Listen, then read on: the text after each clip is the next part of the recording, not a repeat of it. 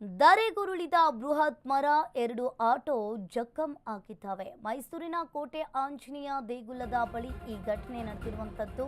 ಇನ್ನು ಧರೆಗುರುಳಿದ ಬೃಹತ್ ಮರ, 2 ಆಟೋಗಳು ನಿಂತಲ್ಲೇ ಜಖಂ ಆಗಿರುವಂತದ್ದು. ಮೈಸೂರಿನ ಕೋಟೆ ಆಂಜನೇಯ ದೇಗುಲ ಬಳಿ ಈ ಘಟನೆ ನಡೆದಿದೆ.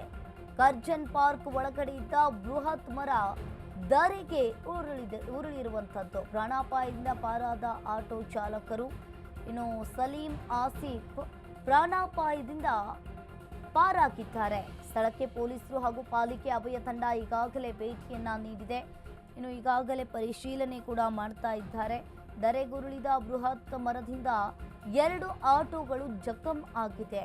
ಮೈಸೂರಿನ ಕೋಟೆ ಆಂಜನೇಯ ಬಳಿ ಈ ಘಟನೆ ನಡೆದಿರುವಂಥದ್ದು. ಮೈಸೂರಿನ ಕೋಟೆ ಆಂಜನೇಯ ದೇಗುಲದ ಬಳಿ ಈ ಘಟನೆ ನಡೆದಿರುವಂಥದ್ದು. ನೀವು ಕೂಡ ದೃಶ್ಯಾವಳಿಯಲ್ಲಿ ನೋಡ್ತಾ ಇರಬಹುದು. ಬೃಹತ್ ಮರ 2 ಆಟೋಗಳ ಮೇಲೆ ಬಿದ್ದಿರುವಂಥದ್ದು. 2 ಆಟೋಗಳು ಕೂಡ ಜಖಂ ಆಗಿದೆ. ಸಲೀಂ ಹಾಗೂ ಆಸಿಫ್ ಚಾಲಕರು ಪ್ರಾಣಾಪಾಯದಿಂದ ಪಾರಾಗಿದ್ದಾರೆ.